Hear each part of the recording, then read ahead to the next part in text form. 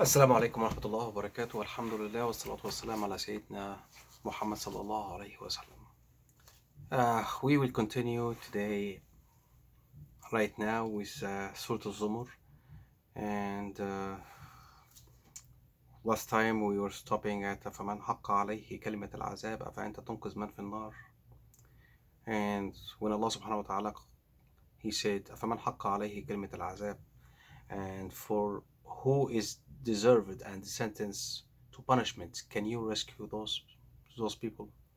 And I mentioned that this is for not the prophets, it's for everyone who you feel like you're doing a good thing and you're trying to be close to Allah, but you have a son, or you have a daughter, or you have someone, and you know that he's doing a very bad, and he might go to hellfire, and you know, and hereafter you guys will be different destinations. So Allah subhanahu wa ta'ala, he said, you can't do anything about those ones, just accept it.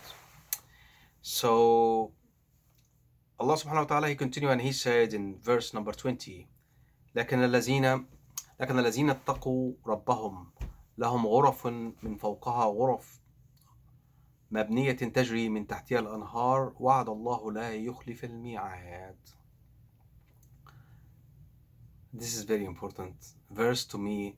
And Allah subhanahu wa ta'ala, he said لكن الذين اتقوا ربهم, but for those people who make taqwa to Allah, لهم غرف من فوقها غرف, they have chambers on top of it, a chambers مبنية, they are built, تجري من تحتها الأنهار, and beneath those chambers there is a rivers flows. وعد الله لا يخلف الله الميعاد, a promise from Allah, وعد Allah, and who never break his promise. And subhanallah, alhamdulillah, I want to share with you something happened to me 3 years ago. Like when I was in Egypt, I used to have a small business, which I got it from my dad. And my dad, it's related to engineering, but it's not totally engineering stuff. And my dad, before he passed away, my dad was a very good man. He was from Muttaqin, and I know that. And he was taking care of all the poor people around him, and he passed away very, very young. And he didn't want me to continue with his business. He saw me in engineering university, and he wants me to go to different career. And when he passed away, I was the oldest one in the family, and I had to take care of the business. So I have no way to leave the business. So I went through all the stuff to take the business, but he didn't like that. And he passed away in 1993, and I stayed in Egypt taking care of the business until I saw lots of stuff which I didn't like. One of those things happened to me in Egypt.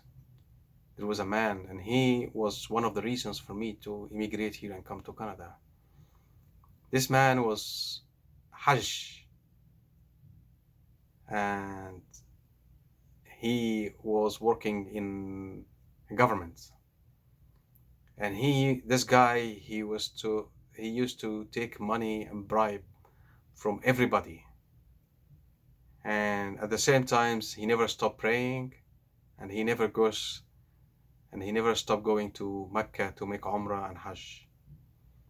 And when I was there, I was lost, like, what's going on? How come this man doing this? And so I said something wrong happens, like, you know, and that's what this is one of the things which made me immigrate here. Anyway, let me continue what I was saying. When I came here to Canada, I searched for engineering job. I couldn't find. I worked in sales, I worked in marketing, and then I found a technical job working with a company like Xerox, photocopy machines. And I stayed in this company for more than 10 years. And I try to change, I try to find engineering job. I couldn't find anything. Till I don't know what happened to me. Like I started to study more and I got something equivalent to master degree here, and I made up equivalent to my professional engineering, and finally I start to went to college again and update myself, and I start to apply, but nothing. 1 year, 2 years, nothing. And I was depressed, and I start to read Quran a lot. Like I used to go read Quran by myself in in a forest. And anyway, I don't want to talk about those stuff because you will not believe me with birds. But anyway, anyway, what happened is one night I had ru'ya in my dream, and I prayed Aisha, and I was made wudu, and I went to sleep, and I was making intention to sleep in wudu, just in case if I died, I will die with wudu. If I didn't die, I will wake up in Fajr time and make another wudu and pray. And before Fajr time, I had a vision, ru'ya. And what made me know that it's a ru'ya, not a dream, because of the consequences of this story. Okay, I saw my dad at that time, and I never see my dad in all my dreams. And I saw my dad in one of those chambers. لكن الذين اتقوا ربهم لهم غرف من فوقها غرف. I saw him in one of those chambers. And it was a very big, vast place, marble. And he was sitting like in a big, huge window, like marble. And it was like some place in a big, huge mountains. And I was like at the entrance of this room, away from, I can see him in a distance. And he was looking from this huge window. It's window, but it's open window, like there's no window or something to see. But when you look outside, you see very beautiful, like movies, like colored birds and long trees from a distance, and you hear the water. So my dad wanted, when he first saw me, he wanted come to leave his place and come to hug me. But he couldn't. Why? Because he couldn't change his eyes from the beauty what he's looking at. And he actually, at that time I saw the room. But I know that my dad is dead, and I didn't know that this is a paradise. So but anyway, he came to me and he told me, he blamed me for not finding engineering job and continue his business. And I told him the story, and I told him I had no choice. And guess what? He told me that I came with to tell you something. Tomorrow you will get a different job. Take it hard and work seriously. And then it finished. After all those years, then what I know that it's a vision, what I know that this chamber is this from this Quran, that the next day I got a phone call from a woman, and she told me, Muhammad, I got your resume and we want to set up an appointment with you for an interview. And when I got this call, you don't know how happy I am. I was very happy, not because of the work, not because of the woman, because I know that this was true from my dad. And I know that this chamber is true, because I will never get this decision from a dream like that. Allah subhanahu wa ta'ala, He wants to tell me something, but when Allah subhanahu wa ta'ala, He loves someone, He sends you the message by one you beloved ones. So anyway, this company in Toronto here, I went through 5 exams and 5 interviews. And every time I went through those exams and 5 interviews, I know from my heart that I will get the job. And I had an interview with about 11 guys in a meeting, and I didn't give any hesitation that I will not get a job. Even people were asking me, why you are so confident of yourself? I told them I believe in God. I didn't tell them the story, of course, but right now I'm telling you, I'm telling anyway, I got the job and I worked for 2 years and I traveled the world. So I quit the job and I found another job, actually, better. Anyway, the reason for me to tell you the story that this Champers is as I saw it and as my personal experiment and my humble tafsir, this Chambers is a place in Barzakh. So because those chambers also for the people who are patient. بغير حساب. Remember Allah mentioned that. يوفون أجورهم للصابرون. يوفى الصابرون أجرهم دون حساب. The patient people who are muttaqeen, they got the rewards without accountant.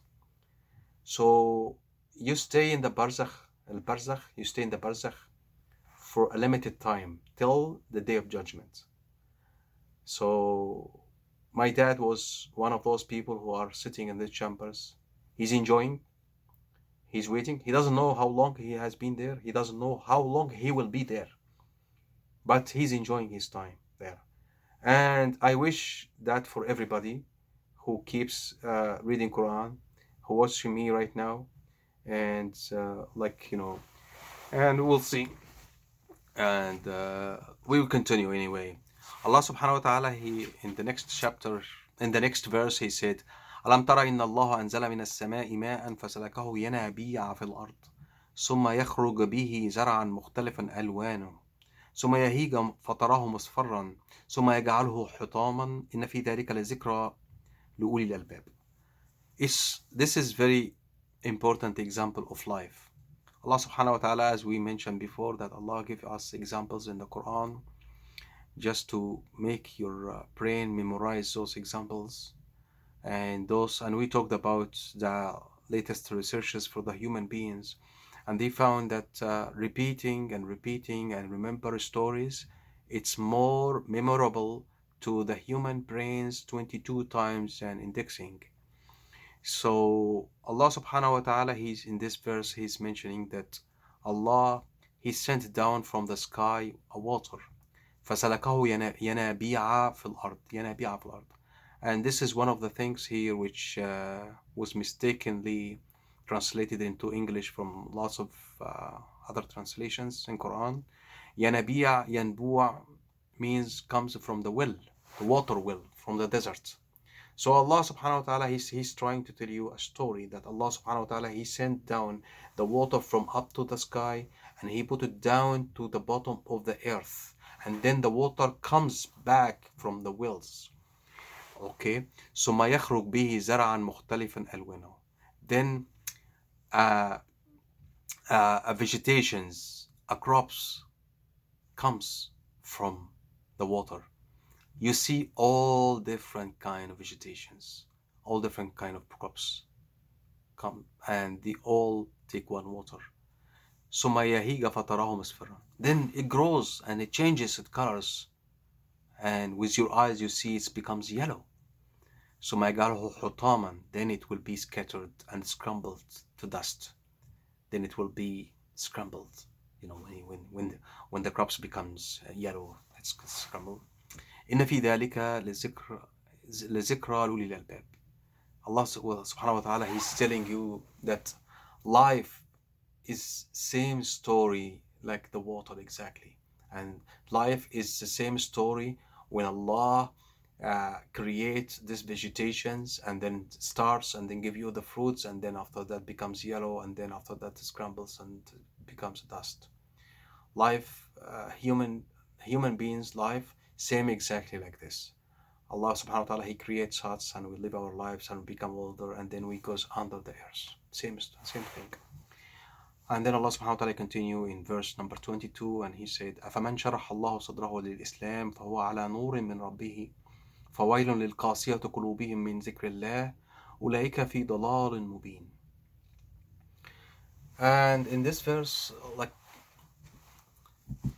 uh, this is a good verse, like, it's a test for anyone between you and yourself. If you're praying but you want to test your heart to Allah subhanahu wa ta'ala, and you want to see that you're doing good, you are guided or not guided, focus with this two verses. But let's focus with this one here first. Allah subhanahu wa ta'ala, he said here, فَهُوَ عَلَى نُورٍ مِّن رَبِّهِ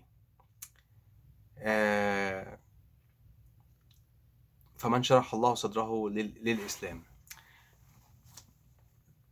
People who has their chest expanded to Islam. What means it's just like, when Allah subhanahu wa ta'ala, he gave this a very, like, when you have a nice flower and you hold it in your hand, you bring it to your nose, and you know that it has a good smell, but you open your chest, like, you expand your chest, like, Allah subhanahu wa ta'ala, he gave you the same example when he said, شرح الله صدره للإسلام. He expanded your chest to the Islam. That's why Allah subhanahu wa ta'ala said that. When you go to the mosque and you listen to the Quran, you become inside very happy, like your heart is dancing from inside because you're listening to the words of Allah. And then if this happens to you, like your chest becomes like this, what I'm telling you, فَهُوَ عَلَى نُورٍ مِّن رَبِّهِ. You have a light from Allah subhanahu wa ta'ala. Allah is guided you with a light. Don't be afraid. And then Allah subhanahu wa ta'ala, he said what? Their heart فَوَيْلٌ لِلْقَاسِيَةِ قُلُوبِهُم مِّن ذِكْرِ اللَّهِ. Their heart are hardened against the remembrance of Allah. Those people who have heart like heart of a stone. When you mention Allah, nothing affects them. People make mistakes, go to pray and then finish. No change. Because Allah subhanahu wa ta'ala, he talk about those people. فَوَيْلٌ لِلْقَاسِيَةِ قُلُوبِهِم مِّن ذِكْرِ اللَّهِ. People who has heart from stone, curse will be for them. وَيْلٌ, wait for a bad destination. أُولَئِكَ فِي ضَلَالٍ مُبِينٍ. Allah subhanahu wa ta'ala, he's telling them they lost their way. Okay. Allah subhanahu wa ta'ala, and then Allah subhanahu wa ta'ala, he continued to the verse 1, and then he said, الله نزل أحسن الحديث كتابا متشابها مثاني تقشعر منه جلود الذين يخشون ربهم ثم تلين جلودهم وقلوبهم إلى ذكر الله ذلك هدى الله يهدي به من يشاء ومن يضلل الله فما له من هاد. This verse is very important, and I was preparing some stuff to show you how Allah mentioned that كتابا متشابها مثاني does it mean, but I would just talk about it without bringing it. Allah subhanahu wa ta'ala, he said, الله نزل أحسن الحديث كتابا متشابها, consistent book. مثاني, bears. What does it mean? Allah sent down the best hadith. When you want to talk about anything, if you want to go for the best hadith, this is the book of Allah subhanahu wa ta'ala. This is the best one. Don't go to pray the Fajr time and then you read something else. Okay? This is the أحسن الحديث. This is the best hadith. كتابا متشابها, consistent book. مثاني, bears. What does it mean, bears? What Allah subhanahu wa ta'ala, he mentioned bears. Bears, Allah subhanahu wa ta'ala, if you count number of paradise, I think it's 280 or 200 something. I don't remember the numbers actually, but you just Google it. It's exactly the same number of hellfire. The number of wars, life, the same number of hereafter. Like every time Allah mentioned the people of paradise, Allah subhanahu wa ta'ala, he mentioned the people of hellfire. Even Allah, when He mentioned His glorifying names, Al-Asma al-Husna, He always mentions bears. So why bears? Because Allah designed us for bears. We are humans like day and night. We like everything, and we like everything when you see its opposite. So that's why Allah knows this in human beings, and He made these bears in His book. So when you read about these bears, the meaning will stuck more in your mind, and you will remember it like over and over again. So Allah subhanahu wa ta'ala, He said, Allah نزل أحسن الحديث كتابا متشابها مثاني. So Allah described His book as كتابا متشابها مثاني. This is the best hadith, the best talk, the best book has bears. تقشعر منه